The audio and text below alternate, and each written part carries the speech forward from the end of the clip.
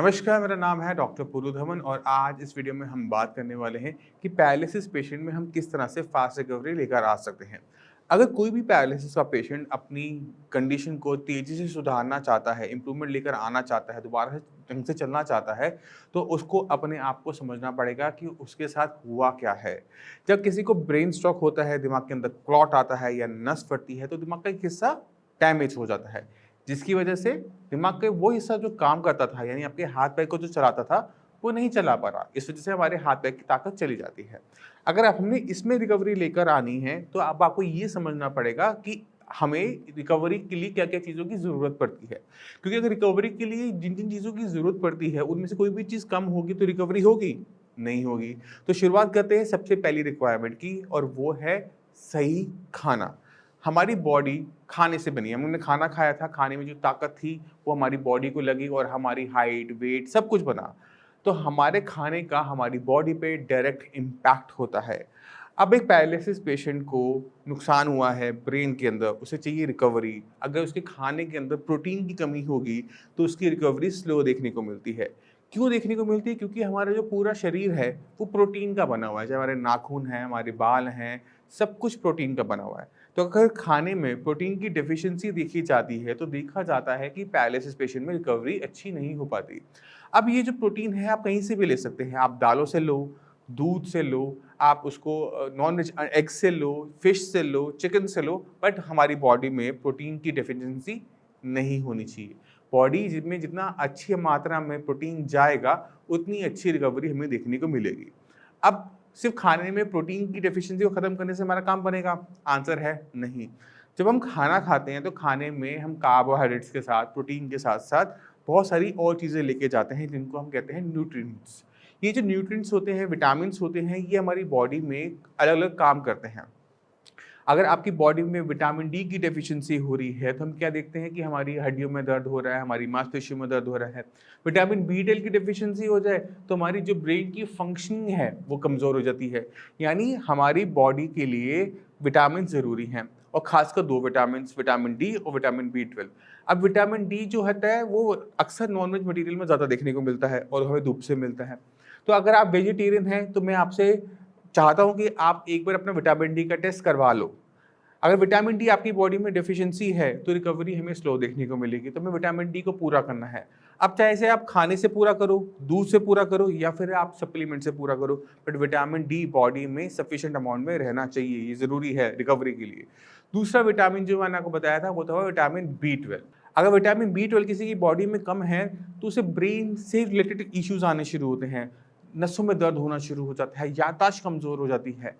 अब इन नसों में दर्द होना, याददाश्त कमज़ोर होना, ये बताता है कि विटामिन बी12 हमारे नर्वस सिस्टम के लिए बहुत इंपॉर्टेंट है। और नुकसान कहाँ हुआ था? हमारे नर्वस सिस्टम को, हमारे ब्रेन को। अगर हमारी बॉडी में विटामिन बी12 की डिफिशियंसी रहेगी किसी भी वजह से, तो हम क्या देखते हैं कि पेशेंट जितनी मर्जी एक्सरसाइज कर ले, जो मर्जी ताकत लगा ले, रिकवरी नहीं देखने को मिलती। तो हमारे लिए ज़रूरी क्या हो जाता है कि विटामिन बी12 को भी पूरा करना। अगर ये 2 विटामिन हमारे खाने से पूरे हैं, तो मैं ये कह सकता हूँ कि जितने भी और विटामिन्स हैं, चाहे विटामिन ए है, विटामिन सी है, विटामिन जितने भी विटामिन्स हैं, वो आपके पूरे रहेंगे। क्योंकि खाने में जब हम विटामिन्स लेते हैं, तो कोई एक विटामिन नहीं ले रहे होते, पूरा का पूरा हम बंडल ले रहे होते हैं। मगर अगर आप अपने विटामिन्स को सप्लीमेंट से पूरा करते हो, तब थोड़ी-सी दिक्कत हो सकती है कि आपने विटामिन बी12 तो पूरा कर लिया, बट बॉडी में विटामिन सी की कमी है। तो आप कोशिश कीजिए कि अपनी बॉडी में जो भी डेफिशिएंसीज़ हैं, उनको खाने से पूरा करें, पहली बात। क्योंकि उसमें हमें सब कुछ बंडल फॉर्म में एक मिल जाता है। तो इससे आपकी बॉडी में जो है रिकवरी पैरालिसिस की वो फास्ट होगी। तो ये वो तो बात हो गई खाने के बारे में। अब सिर्फ खाना अच्छा खा लेने से क्या हमारा पैरालिसिस का पेशेंट जल्दी ठीक हो जाएगा? आंसर है नहीं। अगर हमने पैरालिसिस पेशेंट में फास्ट रिकवरी करवानी है, तो हमें एक्सरसाइज भी चाहिए।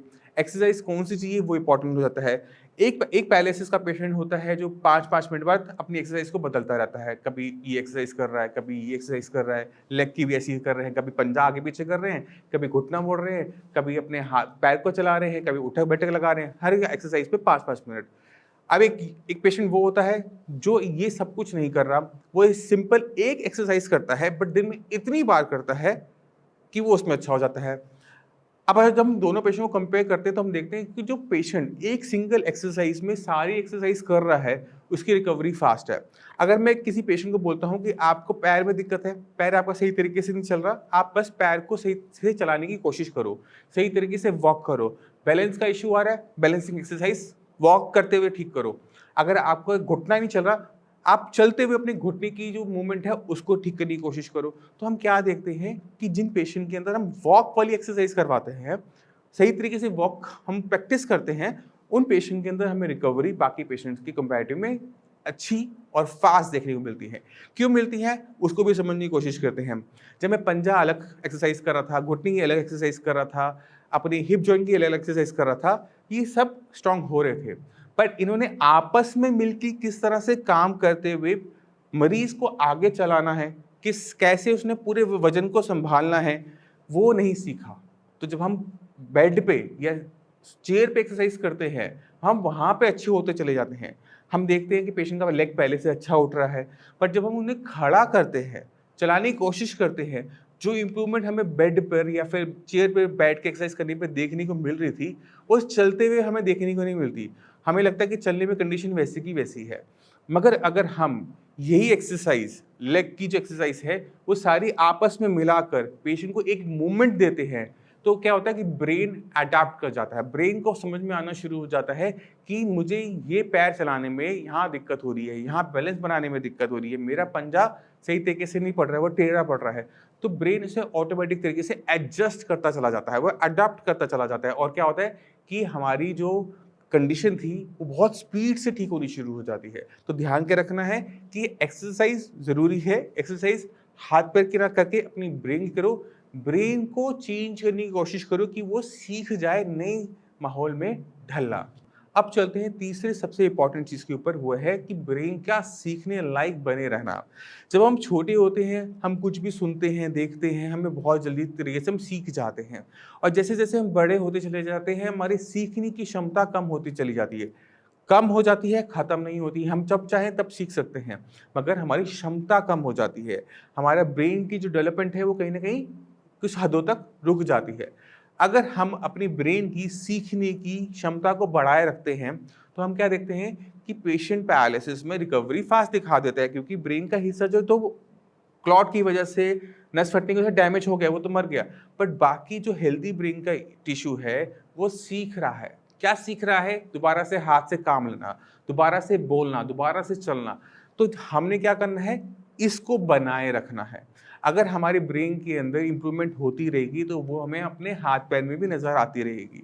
तो हमेशा कहता हूँ, हर वीडियो में कहता हूँ कि अगर पैरालिसिस पेशेंट को दोबारा से काम करने लायक बनाना है, तो उसके ब्रेन पे काम करना शुरू करो। एक्सरसाइज करनी है, ब्रेन की करो, क्योंकि ब्रेन ही है जहाँ पे नुकसान हुआ था, और भरपाई वहीं करोगे तो ही आपको रिजल्ट मिलेंगे। तो ये 3 चीज़ें इंपॉर्टेंट हो गई। पहला आपका डाइट, दूसरी आपकी एक्सरसाइज, तीसरा ब्रेन को काम सीखने लायक बनाए रखने के लिए उसका ट्रीटमेंट करवाना। ये तीनों चीज़ें करोगे, पेशेंट में बहुत फास्ट रिकवरी देखने को मिलेगी ही मिलेगी। हो सकता है कि आपका पैरालिसिस पुराना हो, बट हमें हार मानने की ज़रूरत नहीं होती। जब हम हर अपना मूवमेंट, हर अपना कदम सही डायरेक्शन में बढ़ाते हैं, चाहे हम स्लो भी हैं, फिर भी हम अपनी मंजिल पे पहुंच जाते हैं। तो ज़रूरी है कि सही डायरेक्शन में पैर को, अपनी स्टेप्स को लेना, जिससे हम अपने अंदर इम्प्रूवमेंट लेकर आ सके। अब अगर आपके माइंड में कोई भी डाउट है, कुछ भी पूछना चाहते हैं, डॉक्टर्स अवेलेबल हैं, उनसे बात करो, उनसे अपनी रिपोर्ट शेयर करो, आपको गाइडेंस मिलेगी। अब इसी के साथ आप सभी से मैं चलने की आगे चाहूँगा। मिलते हैं अगली वीडियो में, तब तक के लिए नमस्कार।